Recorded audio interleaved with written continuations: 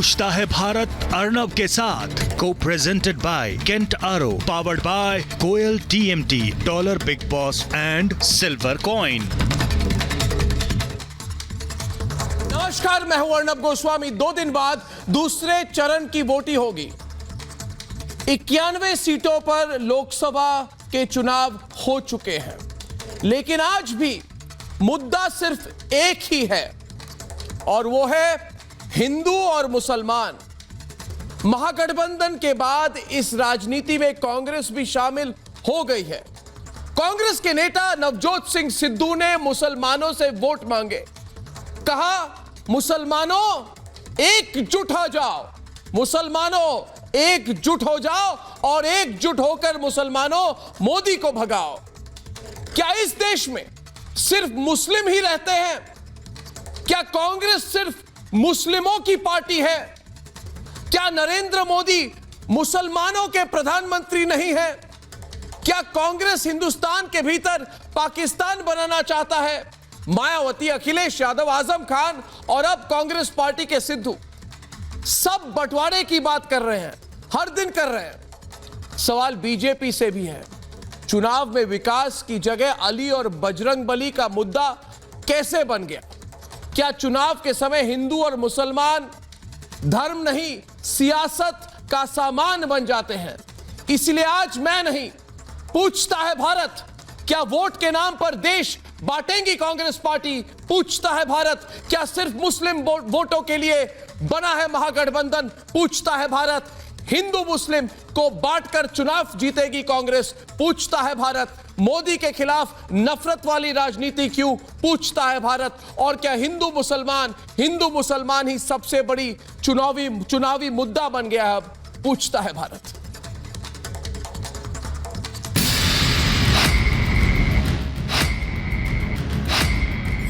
सब उलट जाएंगे, मोदी सुलट जाएगा। आप भले ही देश की सोच पर गुमान करते हो कि मजहब नहीं सिखाता आपस में बैर रखना, लेकिन राजनीति का मजहब यही सिखाता है। इसीलिए चुनावों में हिंदू मुसलमान धर्म नहीं, सियासत का सामान बन जाते हैं। 64% आपकी आबादी है, माइनॉरिटी मेजॉरिटी में है यहाँ पे।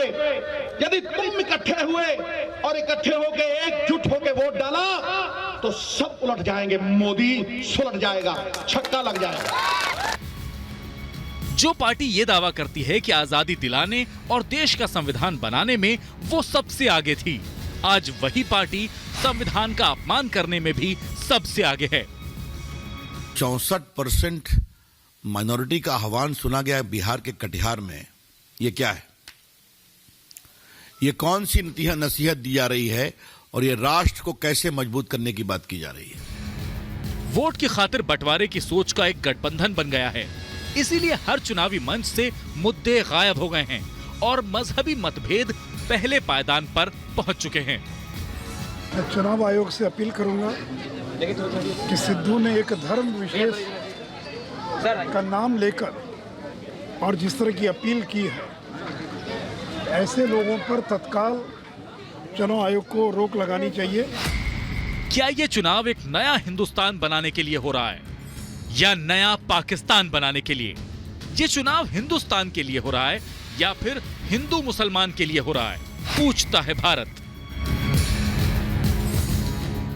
और मेरे साथ आज पूछता है भारत में है डॉक्टर अब्दुल अहमद रहमान अंजारिया। ये मुंबई नॉर्थ सेंट्रल से कैंडिडेट है प्रकाश अंबेडकर ओवैसी लेड पार्टी वंचित बहुजन आघाड़ी के। आज हमारे साथ है रवि श्रीवास्तव, आतिकुर रहमान स्टूडियो में, उनके खिलाफ है वसीम रिजवी चेयरमैन शिया वक्फ बोर्ड, और प्रेम शुक्ला बीजेपी के अभी ज्वाइन करने वाले। और है हमारे साथ आज राजीव रंजन जदयू के, जेडीयू के स्पोक्सपर्सन, संजय सराफ एलजेपी के, मृत्युंजय तिवारी आरजेडी के, दानिश रिजवान हिंदुस्तानी अवाम मोर्चा के। सबको मेरा नमस्कार। डिबेट शुरू करें और मेरा पहला सवाल आज मृत्युंजय तिवारी से है कि ये किस तरह की पॉलिटिक्स है, किस तरह की पॉलिटिक्स है? शर्म कीजिए आप और डिबेट कीजिए आज आप, डिबेट कीजिए आज आप कि इस हद पार कर चुके हैं आप। आज लोगों को जाके बोल रहे हैं कि देखिए मुसलमानों एकजुट हो जाओ, एकजुट हो जाओ मुसलमानों, जहां पे आपकी वोट एकजुट हो गई वहां मोदी को हराएंगे। ये क्या है? मुस्लिम पॉलिटिक्स है, खुलकर मुस्लिम पॉलिटिक्स है, ये क्या है? अर्नब जी जी नहीं अर्नब जी, हमारे विचार स्पष्ट हैं कि इस देश में हिंदू, मुस्लिम, सिख, ईसाई सब हैं भाई भाई। जिन्होंने मतभेद कराने के लिए, हिंदू मुस्लिम में लड़ाई लड़ाने के लिए, उन्माद फैलाने के लिए, समाज को तोड़ने के लिए, समाज में नफरत फैलाने की राजनीति की है, भारतीय जनता पार्टी ने इसकी शुरुआत की। और जब देश के माननीय प्रधानमंत्री जी ने इस नफरत की बीज को बोने का काम किया तो शुरुआत कहां से हुई? जनाब प्रधानमंत्री जी ने कब ये बात, एक स्टेटमेंट प्रधानमंत्री जी का अगर आप बता दीजिए कि उन्होंने हिंदू और मुसलमानों के बंटवारे को लेकर वोट कहा हो, एक बार बोल दीजिए, एक बार बता दिए उन्होंने कहा हो हिंदुओं तुम यूनाइट हो जाओ, तो ये मुसलमानों को यूनाइट करने की जो पॉलिसी कांग्रेस की तरफ से अपनाई जा रही है, ये कौन सी राजनीति है? आप देश जलाना चाहते हो तो आग लगाने की बात करो। भारतीय जनता पार्टी के राष्ट्रीय अध्यक्ष अमित शाह जी ने कहा था बिहार के चुनावों में कहां ले जा सकते, जो अगर महागठबंधन जीत गया, एक मिनट वो उनको बोलने दीजिए, उसके बाद पटाखे फूटेंगे की बात। भारत सरकार के केंद्रीय मंत्री इसको श्री गिरिराज सिंह जी ने कहा था राजनीति का मुद्दा बनाने की कोशिश की है। वोट नहीं देगा, खुले तौर पर कहा जा रहा है कि मुसलमानों यूनाइट हो जाओ, कौन सा भाषा था? छुपा के ले जाइए। और एक बात और बता दूं, कौन ये मुसलमानों की बड़ी आबादी में लड़ाई लगाना चाहता है? सुन लीजिए, ये नफरत की बीज किसने बोई है? कांग्रेस ने बोई है, कांग्रेस ने बोई है और कांग्रेस आज तक बोती चली जा रही है। आजादी के बाद से हमेशा कांग्रेस इसी तरह की राजनीति है जो आज खुल के कर रही है। बीजेपी के राष्ट्रीय अध्यक्ष ने कहा था देश की बिहार के 2015 के चुनाव में गद्दी जा चुकी जो है, वोट नहीं देगा दोबारा वापस लाने के लिए आपने फिर वही राजनीति शुरू कर दी। आप फिर बंटवारे के ऊपर आ गए। आपको मुसलमानों का वोट जहां जहां मुसलमान तादाद में है, आपको वहां मुसलमानों का वोट प्रधानमंत्री को हटाने के लिए चाहिए। अरे विकास की बात करते तो कोई बात थी कि मुसलमानों हम तुम्हारे सब भाई भाई हैं, लड़ाई लगाने का काम, लेकिन मुसलमानों का वोट चाहिए क्यों आपको? मुसलमानों का वोट आप बांट क्यों रहे? आप मुसलमानों का वोट बांटने की कोशिश क्यों कर रहे हैं? अच्छा मुसलमान क्यों मुसलमान मोदी को हटाना चाहता है? मुसलमान क्यों प्रेम शुक्ला कैसे कर सकते हैं? प्रेम शुक्ला डायरेक्टली मुसलमानों को मुसलमान कितने मारे? ये चाहते हैं कि आप यही है, यही अफवाह फैलाई है आपने, यही अफवाह फैलाई है आपने कि मोदी ने मुसलमानों को मारा। आप हमें बताओ कि मोदी की हुकूमत में, मोदी की हुकूमत में कितने फसाद हुए? खेली है 5 साल मोदी की हुकूमत में कितने इन 5 सालों में फसाद हुए? कितने फसाद हुए? आपको संख्या मालूम है? 24,000 लोग मारे जा चुके हैं कांग्रेस की शासनकाल में। 24,000 लोग, बड़ी संख्या होती है 24,000। लेकिन हमेशा नफरत की राजनीति आप लोगों ने की, हमेशा आपने मुसलमानों को अलग क्यों करने की आप कोशिश करते हो? मुसलमान क्यों? काय का मतलब मुसलमान? मुसलमान का मतलब आप मुसलमान इलेक्शन में मुसलमान का अल्फाज इस्तेमाल क्यों करते हैं? अब हम सोचेंगे, आप समझेंगे। इलेक्शन में मुसलमानों का अल्फाज इस्तेमाल क्यों करते हो?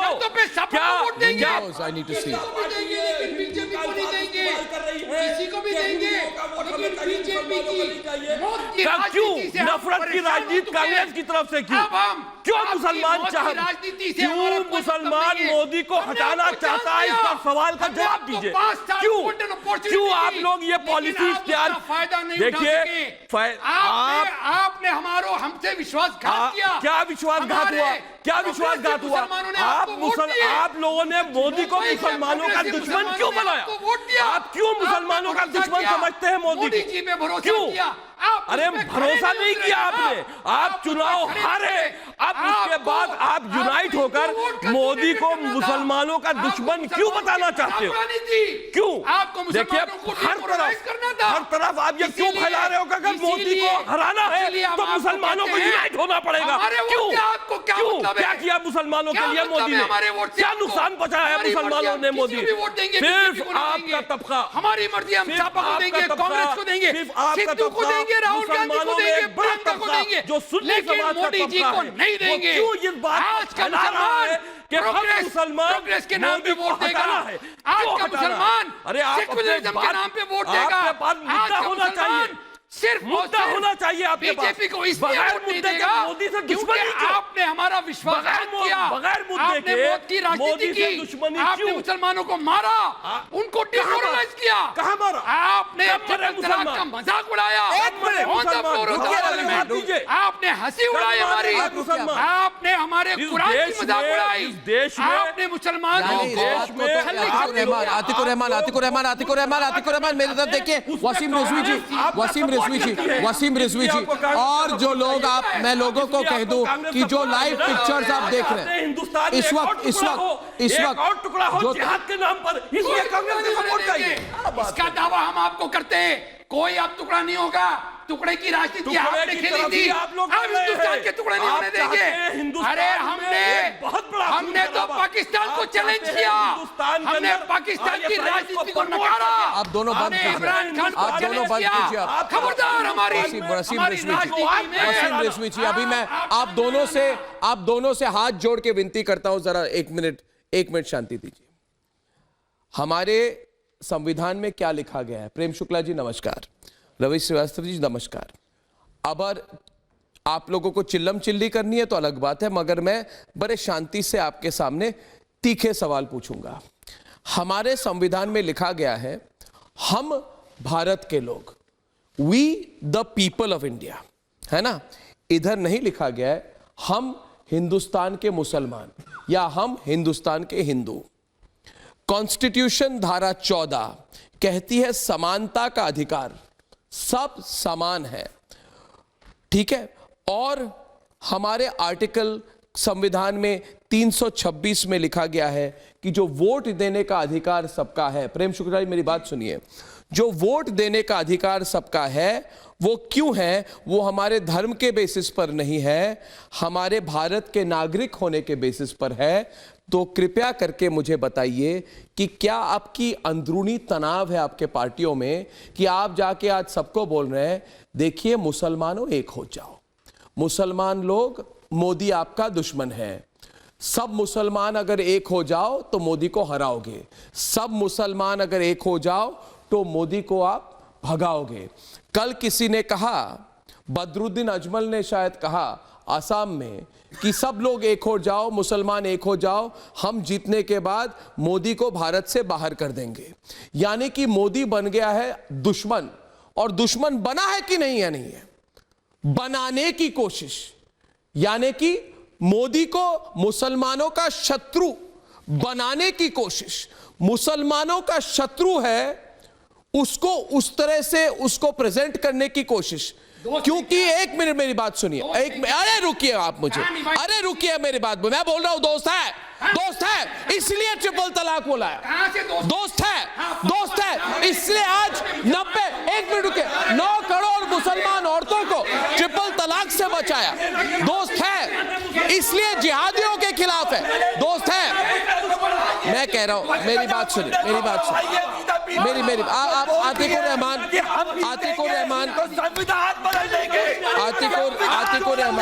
आप आतिकुर रहमान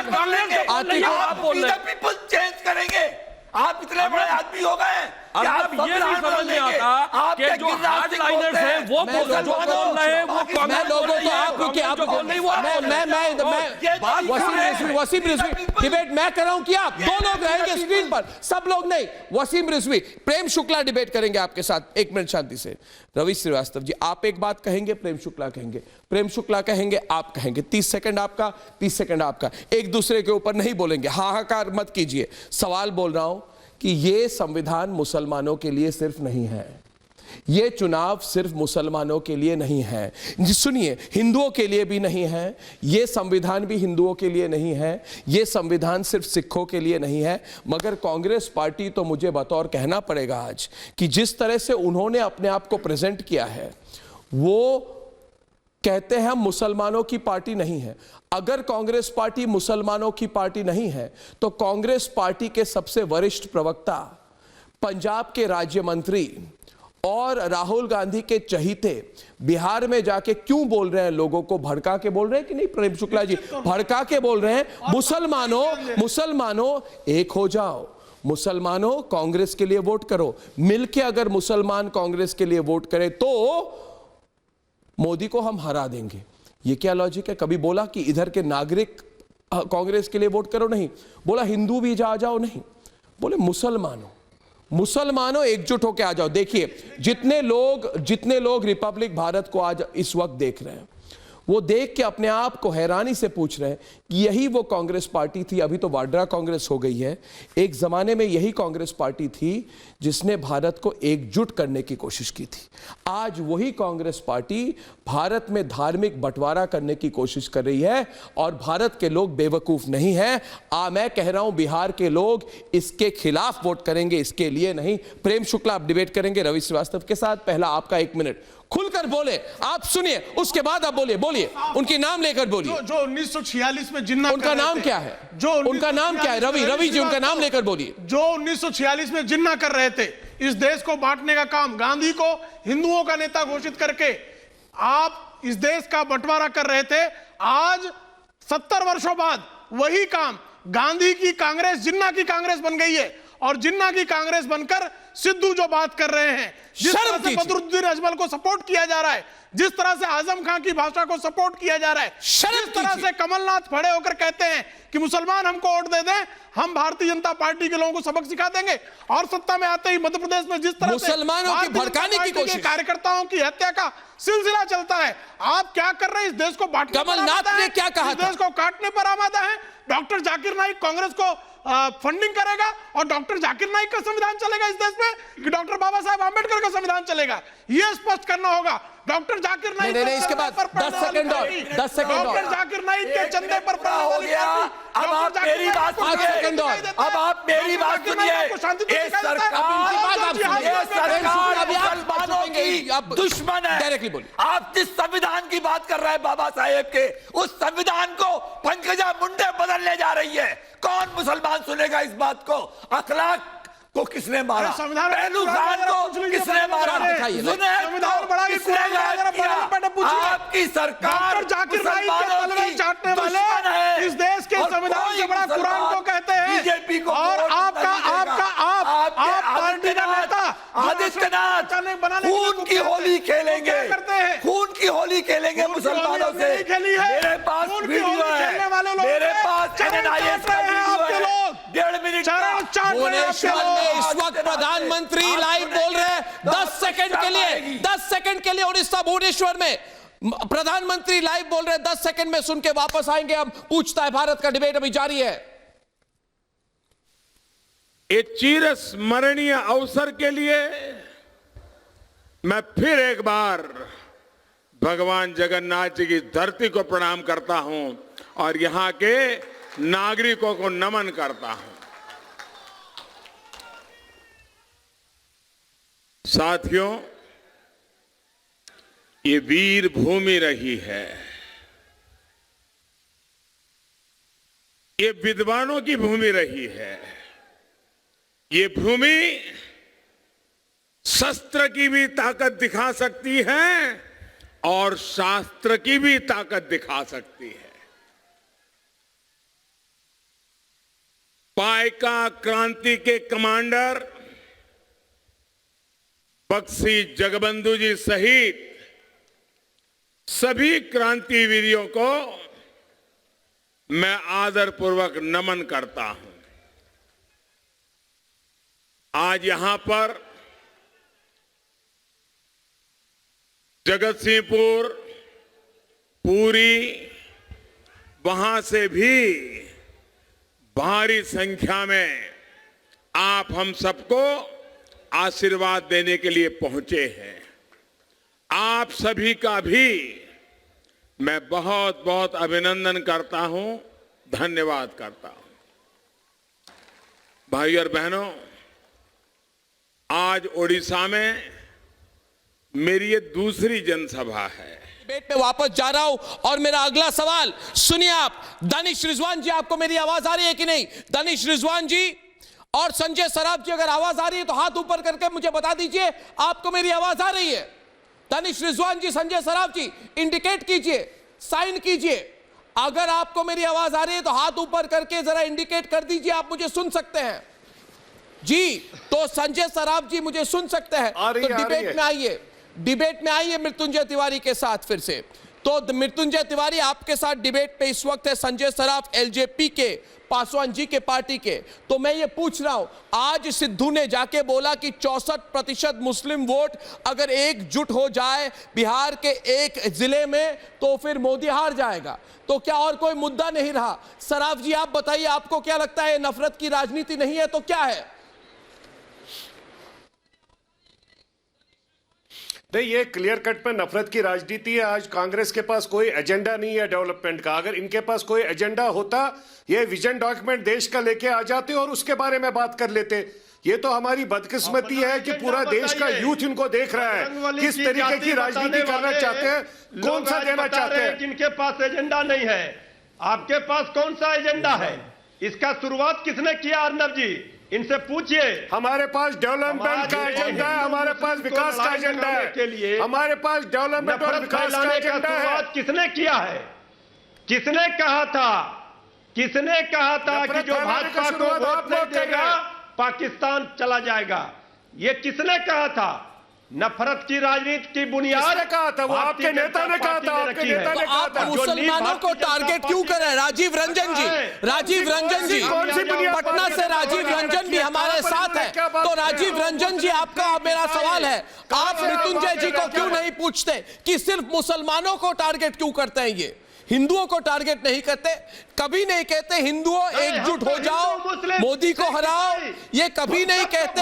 तो मैं कहूं नहीं, मृत्युंजय जी मेरी बात सुनिए, मृत्युंजय जी, ये कभी आपने बोला आज तक कभी कांग्रेस या कांग्रेस के जो सहयोगी पार्टी है, कभी आज तक बोला हिंदुओं एकजुट हो जाओ?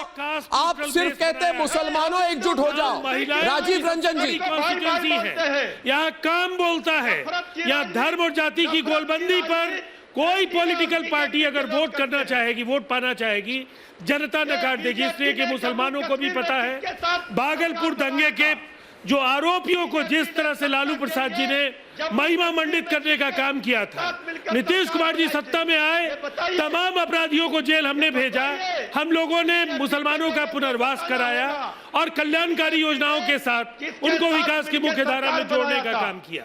यहाँ जाति और धर्म की दीवारें, यहाँ राजनीति का रास्ता बंद नहीं कर सकती है। यहाँ राजनीति विकास के रास्ते होगा और इसीलिए विकास की राजनीति को लेकर नीतीश कुमार जी बिहार में 14 वर्षों से बिहार के चेहरा है। बिहार के गठबंधन राजनीति में जिस गठबंधन के भी वो चेहरा रहे हैं, उसको जनता ने आशीर्वाद दिया। और मृत्युंजय तिवारी चीखते रहेंगे, चिल्लाते रहेंगे। मेरठ, भिवंडी, बलियाना, ये दंगों का जो इतिहास है कांग्रेस का, और खुद लालू जी का जो कामेश्वर यादव जैसे दंगाइयों के साथ जो रिश्ता रहा है, ये किस मुंह से मुसलमानों से वोट की बात करें? देखिए, धार्मिक गोलबंदी पर राजनीति करने वालों के दिल लद गए। आप पता नहीं है भाजपा के 40 की 40 सीटों पर विचारों से आप सहमत है या नहीं है, विकास ये बताना होगा। तो इसलिए कि नीतीश कुमार जी परफॉर्मर है, उन्होंने काम किया है। देश में नरेंद्र मोदी के 40 साल के 5 वर्ष की जो उपलब्धियां हैं, वो कांग्रेस के 50 वर्षों की उपलब्धियों से ज्यादा भारी लोगों की जाने मृत्युंजय जी, मृत्युंजय जी, मृत्युंजय जी एक सवाल पूछूं आपसे, मृत्युंजय जी, मृत्युंजय जी एक सवाल पूछूं आपसे, सवाल पूछूं आपसे, मृत्युंजय जी, राजीव रंजन जी बुरा ना माने तो बिल्कुल सीधी बात कर दूं मैं बिल्कुल सीधी बात। तो जरा कैमरा सामने लाइए, जरा जूम इन कीजिए, मैं सवाल पूछ रहा हूं। कैमरा नंबर 8 जूम इन कीजिए, मैं सवाल पूछ रहा हूं। मैं बोलूं सीधी बात, देखिए आप लोगों को इंटरेस्ट सिर्फ और सिर्फ, आप लोग रहिए ना स्क्रीन में, मैं किसी को बाहर जाने के लिए नहीं कह रहा, मैं कह रहा हूं मेरे पे जूम इन कीजिए ताकि मैं सवाल पूछ सकूं। इन सब की आवाज भारी हो जाएगी। सुनिए मेरी बात, आप लोगों को इंटरेस्ट, आप लोगों को यानी कि कांग्रेस और कांग्रेस के सहयोगी दल जितने हैं, आप सब लोगों को, सारे साथ हमारे जितने गेस्ट हैं सब रहें स्क्रीन पर प्लीज। आप लोगों को सिर्फ और सिर्फ मुसलमान वोट में दिलचस्पी है। आप इस तरह की राजनीति कर रहे हैं कि अगर मुसलमान वोट हमारे साथ आ जाए तो अगर 5, 6, 7 हिंदू वोट आ जाए तो बोनस है, नहीं आए तो कोई मतलब नहीं है। आपकी पॉलिटिक्स अभी इस तरह की हो गई है कि जब तक मुस्लिम वोट हमारे साथ है तो बाकी कोई हिंदू वोट आ जाए, कोई सिख वोट आ जाए, कोई बौद्ध वोट आ जाए, है ना, कोई जैन वोट आ जाए, कोई क्रिश्चियन वोट आ जाए तो वो बोनस है, वो आ जाए तो आ जाए। मगर अगर मुस्लिम वोट हमारे साथ एक साथ हो जाए तो हमें कोई मतलब नहीं है किसी और वोट के साथ। अब इस तरह की राजनीति और कौन करती है? देखिए मृत्युंजय जी, लोग, हमारे देश के लोग देख भी सकते हैं, सुन भी सकते हैं। ममता बनर्जी क्या पॉलिटिक्स कर रही है आज? बांग्लादेश से लोगों को लाके कैंपेन करवा रही हैं। क्यों ला रही है? नहीं, बांग्लादेश से लोगों को क्यों ला रही हैं? क्योंकि उन्होंने बॉर्डर खोल दिया। आ जाओ बांग्लादेशियों, आ जाओ, रह जाओ बांग्लादेशियों, बंगाल में आ जाओ। मैं जब तक मेरे लिए किसी तरह से अवैध वोटिंग कर दोगे, मैंने क्या कहा? मेरी बात को खत्म करने दीजिए। उसके बाद जो बोलने वाला हूं उसके बाद आप मुंह नहीं खोल पाएंगे। बोलूं मैं मृत्युंजय जी? तो मैं चाहता हूं कि ये वाड्रा परिवार हरिद्वार जाए। क्यों प्रेम शुक्ला जी? मैं कह रहा हूं आप हरिद्वार जाइए। ये वाड्रा गांधी परिवार, वाड्रा गांधी परिवार हरिद्वार जाइए या मथुरा जाइए और मथुरा में जाके बोलिए कि हिंदू एकजुट हो जाओ। बोलो कि अगर आप इधर क्या जाके कह रहे हो 64% मुसलमान वोट है और कह रहे हैं आप कि मुसलमान एकजुट होकर 64% वोट ले आओ, तो मैं चाहता हूं कि मथुरा की भूमि में जाके कहे कि 90% हिंदू है मथुरा में, 90% हिंदू एकजुट हो जाओ और किसी की वोट की जरूरत नहीं है। बोलिए, हिम्मत है आप तो बोलेंगे? या हरिद्वार में बोलेंगे आप? अरे बोलेंगे आप कि हिंदू एकजुट हो जाओ? आप नहीं बोलेंगे क्योंकि ये मुस्लिम पॉलिटिक्स है। ये गलत है, ये गलत है, ये असंवैधानिक है। आप मेरे ऊपर मत बोलिए। जोड़िए जलंधर में जाके बोलिए 61% हिंदू है, हिंदू एकजुट हो जाओ। हरिद्वार में जाके बोलिए 57% हिंदू है, 57% हिंदू एकजुट हो जाओ।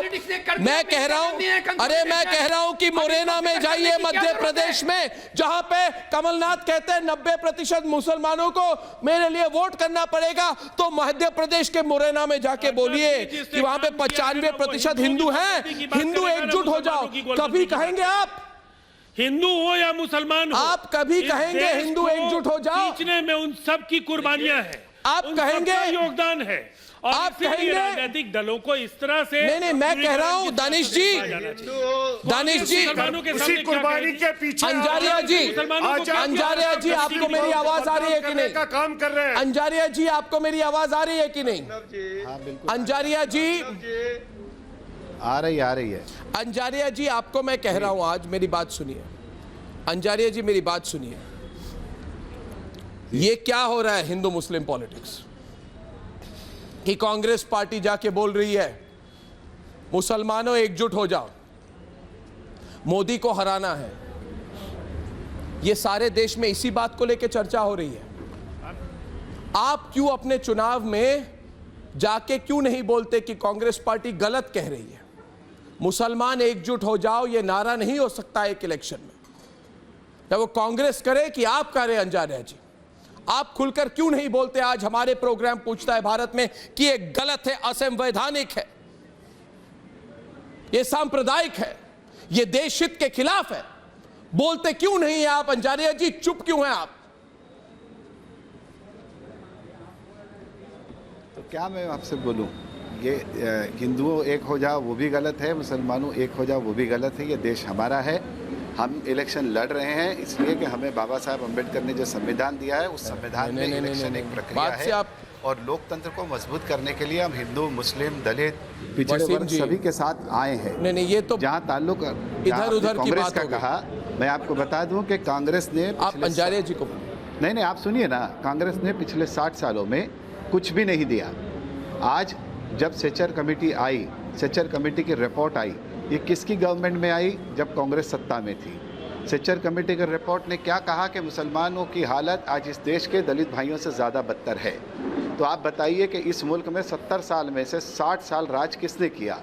और 60 साल राज करने के बाद अगर कांग्रेस द्वारा इस गठन किया गया एक कमीशन ये रिपोर्ट देता है कि आज मुस्लिम भाइयों की हालत दलित भाइयों से ज़्यादा बदतर है, तो इसका जिम्मेदार कौन है? जो सिद्धू ने बिहार में कहा मुसलमानों को भड़काने के लिए, या मुसलमानों की जो मजहबी जो संगठन है, जैसे कि जमातुल इस्लामी का भी एक फतवा अभी पिछले जो दौर चुनाव का गुजरा उसमें आया था कि मुसलमानों अगर मोदी को हराना है तो यूनाइट होकर वोट भाजपा के अगेंस्ट डालो। इस तरह की राजनीति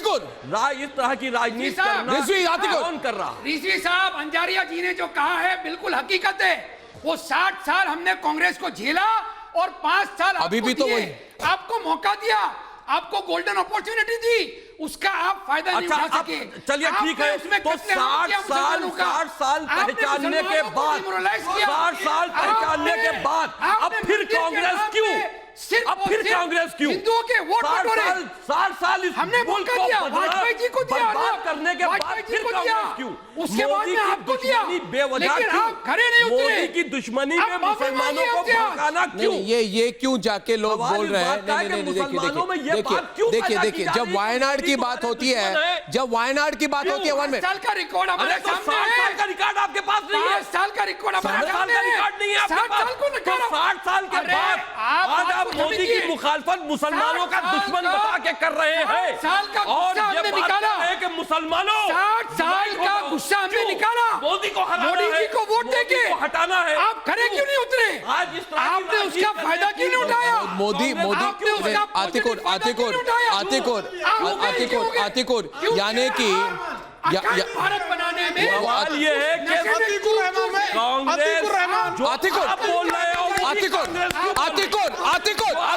वही कांग्रेस क्यों बोल रही है? कांग्रेस के साथ आईयूएमएल और केरल कांग्रेस है।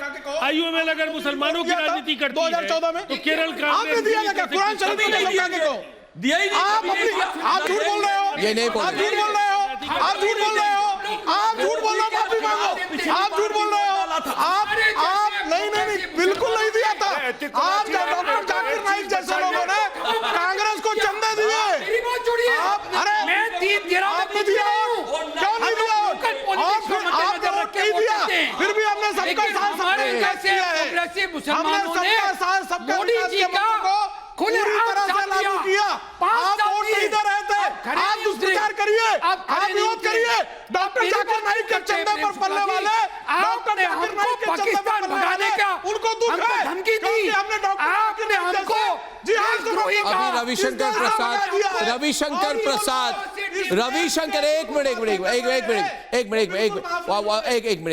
रविशंकर प्रसाद हमारे साथ है।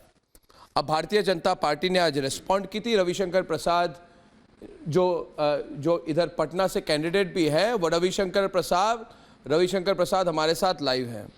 रविशंकर प्रसाद जी, आज आप पूछता है भारत में जितने हमारे दर्शक हैं उनसे एक बात बताइए, ये जो मुद्दा है कि कांग्रेस पार्टी ने जाके कहा कि अगर मुसलमान एकजुट हो जाए तो फिर हम मुसलमान मिलकर मोदी को हराए, और उन्होंने कहा कि इस जगह पे जहां पे वो स्पीच दे रहे थे उन्होंने कहा कि 64% मुसलमान हैं, और कांग्रेस पार्टी ने कहा यही मौका है, इधर माइनॉरिटी मेजॉरिटी में है, इधर माइनॉरिटी को एकजुट होकर मोदी को हराना है।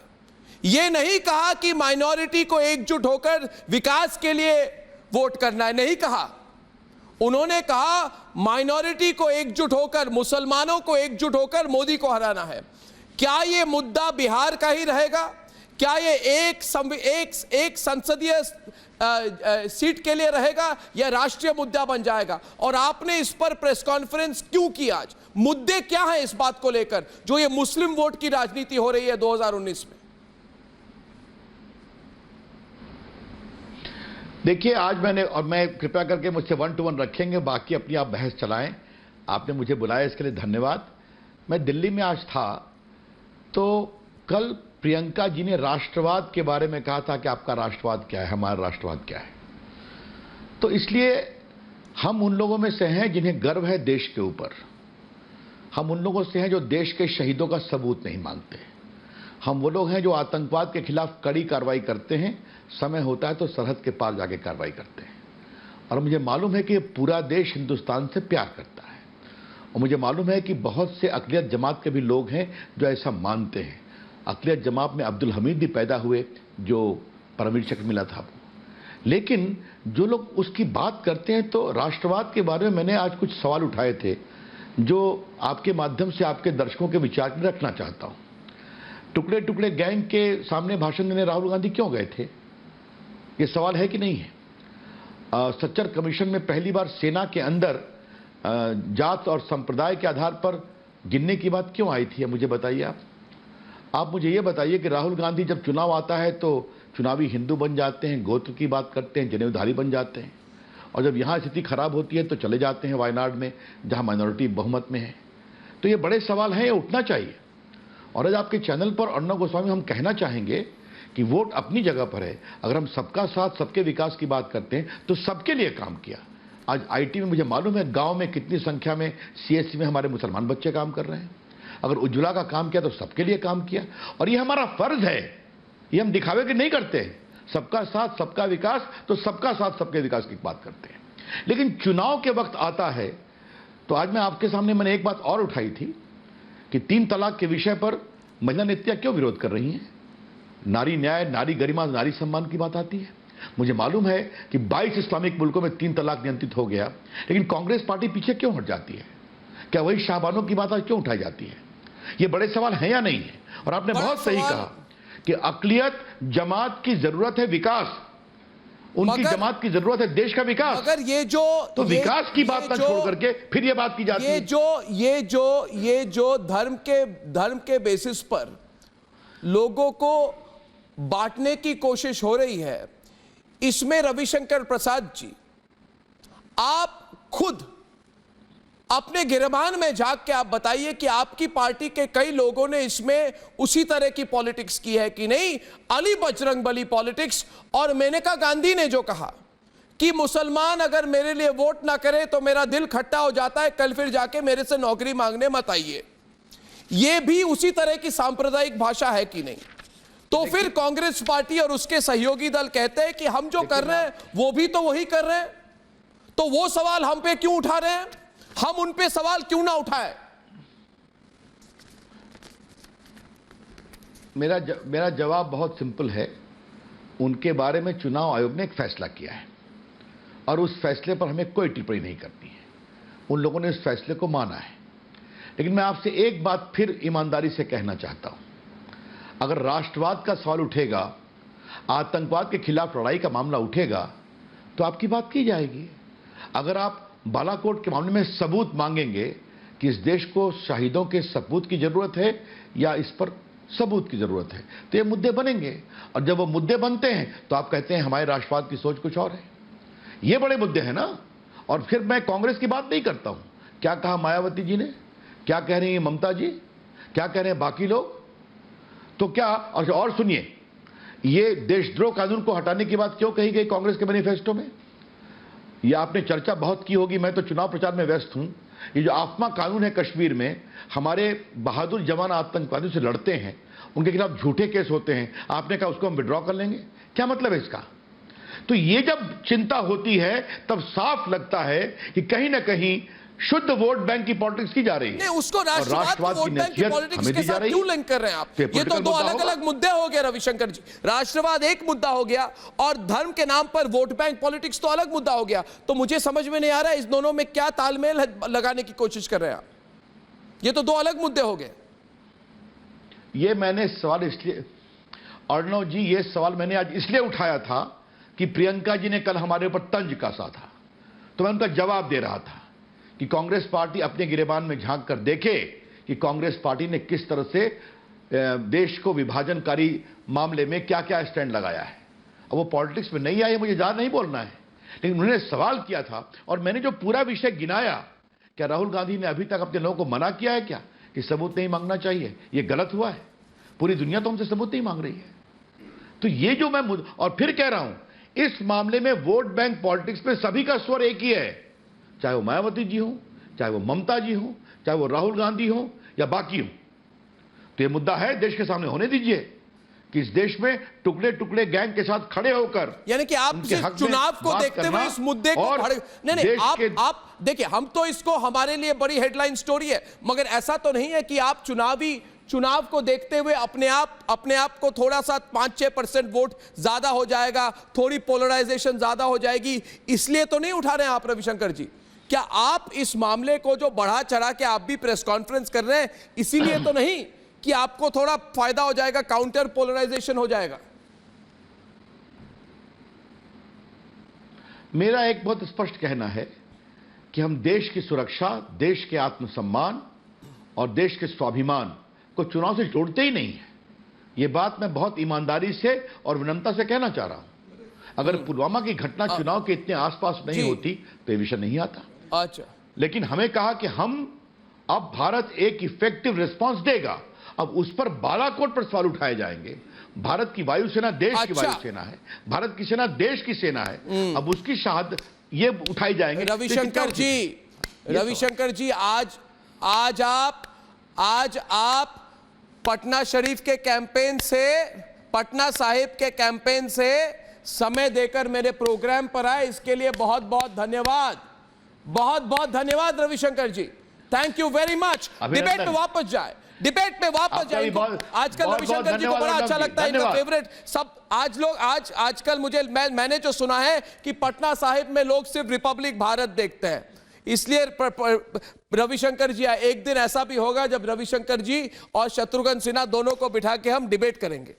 कभी ऐसा दिन आना चाहिए, तब हम कहेंगे कि अच्छे दिन आए हैं जब रविशंकर और शत्रुघ्न सिन्हा के बीच में डिबेट हो। नमस्कार रविशंकर जी। अंजारिया जी बड़े गुस्सा हो रहे थे जब रविशंकर जी बोल रहे थे, गुस्सा क्यों है आप अंजारिया जी? आपको तो खुलकर बोलना चाहिए कि कांग्रेस पार्टी बंटवारा कर रही है। की बात है भाई, आप हाँ अर्नब गोस्वामी साहब, आप देखिए न्यूजीलैंड में मस्जिद के अंदर जब फायरिंग हुई तो न्यूजीलैंड की प्राइम मिनिस्टर पूरे मुल्क के सामने आकर कहती है आई एम सॉरी कि मैं आपको प्रोटेक्ट नहीं कर पाई। हमारे प्रधानमंत्री जी ने, हमारे मुल्क में इतना बड़ा ब्लास्ट हुआ, इतने हमारे सीआरपीएफ के जवान मारे गए, क्या उन्होंने उसकी जिम्मेदारी नहीं लेना चाहिए? आप एक तरफ कहते हैं कि हमने सर्जिकल स्ट्राइक की, हमारी सेना ने की, ना देश को झुकने दूंगा ना देश को टूटने दूंगा। वो आपको नहीं समझ में आया? आपने वो बात कर दी। अरे यही बात है कि मोदी जी को सिक्योरिटी एजेंसी कौन जिम्मेदार थी उसके लिए जो 40 बेगुनाह शहीद हो गए वहां पे? कौन जिम्मेदार था उसके लिए? आज 2 महीने से एनआईए की कार्रवाइयों की आपको जानकारी है? एनआईए की कार्रवाइयों को आपको जानकारी है? जिस किसी की गलती हुई, जिसने वहां पर बम प्लांट किया उसको दिल्ली आतिकुर रहमान,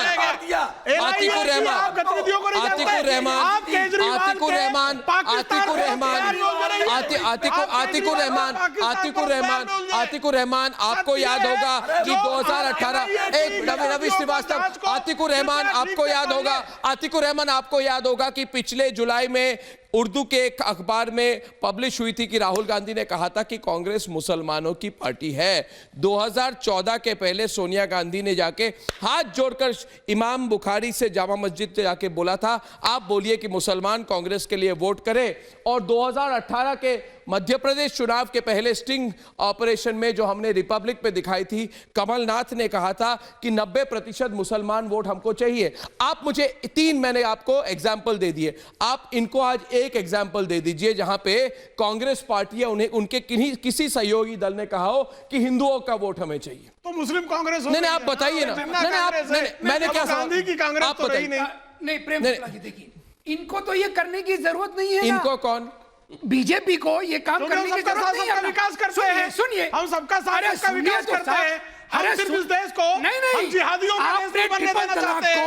हम जिहादियों रक्षा के नाम पे मुसलमानों को मार के जिहादियों के खिलाफ पूरी तरह से कंसोलिडेट कर दिया है। जिहादियों को शांति ये जिहादियों के खिलाफ कार्रवाई कॉन्वोकेशन में लाके आपने तो पहले ही कर लिया। मृत्युंजय जी, इन्होंने मृत्युंजय जी, मृत्युंजय जी खंडन कीजिए। मृत्युंजय जी मौका है। मैं चाहता हूं कि आप राजीव रंजन को आज लाइव रिपब्लिक भारत में आप राजीव रंजन जी को एक बात कहें। आप दोनों बिहार से हैं, आप दोनों आज पटना से लाइव है रिपब्लिक भारत पर। मैं चाहता हूं कि आप राजीव रंजन जी को लाइव हमारे प्रोग्राम पर कहें और दरभंगा से लेके पूर्णिया, पूर्णिया से लेके कटिहार, कटिहार से लेके पटना साहिब, पटना साहिब से लेके छपरा तक बिहार के सब लोग देखें और सुनेंगे आपकी बात को। मैं चाहता हूं आप लाइव हमारे प्रोग्राम पर इस मौके का फ़ायदा उठाते हुए मृत्युंजय जी राजीव रंजन जी को कहे कि गलत बोला कांग्रेस पार्टी ने, मुसलमान एकजुट होकर वोट करने की ज़रूरत नहीं है। मुसलमानों को मुसलमान है इस बेसिस पे वोट कभी नहीं करना चाहिए। कांग्रेस पार्टी कह रही है आपको कि आप अपनी मुसलमान होने को नंबर 1 प्रायोरिटी देके मुसलमान एकजुट होकर के वोट करें, ये गलत बात है। आप सिर्फ कहिए, मैं ब्रेकिंग न्यूज़ इस वक्त कैरी करूंगा चैनल पर, आप जरा एक बार कह दें कि मुसलमान एकजुट होकर वोट मत करो। मुसलमान एकजुट होके वोट करने की कोई जरूरत नहीं है। कांग्रेस पार्टी ने गलत बात कही है। मैं आपसे दरखास्त करता हूं कि कांग्रेस पार्टी की बात ना सुने। क्यों राजीव जी मृत्युंजय जी को इस मौके का फायदा उठा के इस बात का खंडन करके अभी क्लैरिफाई करना चाहिए कि नहीं? मैं गलत बोल रहा हूं? राजीव रंजन जी आप बताइए, ये लाइव जा रहा है, लोग देख रहे हैं आज। बिल्कुल करना चाहिए। वोट काम पर होगा या धर्म पर होगा, विकास पर होगा या बेईमानी पर होगा, भ्रष्टाचार पर होगा या देश के उन्नति और उत्थान पर होगा। वोट के लिए ये वोटों के ध्रुवीकरण के लिए इस तरह का जो भारतीय जनता पार्टी नहीं, अरे भाई सिद्धू बीजेपी के नहीं है का काम करती है। एक मिनट, नफरत। ये देखिए राजीव जी मना कर रहे हैं, नहीं बोल रहे। हम क्या कह रहे हैं? मैं अभी भी कह रहा हूं उनको बोलना चाहिए। राजीव जी इनको बोलना चाहिए। पटना के लोग देख रहे हैं, कई लोग पटना के फोन कॉल करके पूछ रहे हैं कि अभी क्लैरिफाई कीजिए, बोल दीजिए गलत बात है। देश को देखा है, अगली पीढ़ी को क्या सिखा रहे हैं आप? नाम पर सियासत करेगा वो इतिहास में दर्ज हो जाएगा। धर्म और जाति की बात करके मुद्दे पर आइए। पार्टी अरे मुद्दे पर मैं हूं, आप नहीं है। लालू यादव बिहार के बीते हुए कल के धारा 370 का ये समर्थन विरोध करते हैं पूरी तरह से। चलिए मैंने तो मौका दे दिया, अब दर्शक समझ जाएंगे, समझने वाले समझ जाएंगे। और मैं फिर से एक बार विनती करता हूं सारे वोटर जो हैं और जो हमारे नई पीढ़ी के वोटर हैं, आप इस तरह की ध्रुवीकरण, सांप्रदायिकता की भाषा और बंटवारे की भाषा से दूर बढ़कर सिर्फ राष्ट्र सर्वोपरि रखें। कल शाम 7 बजे आपसे फिर मिलूंगा। नमस्कार।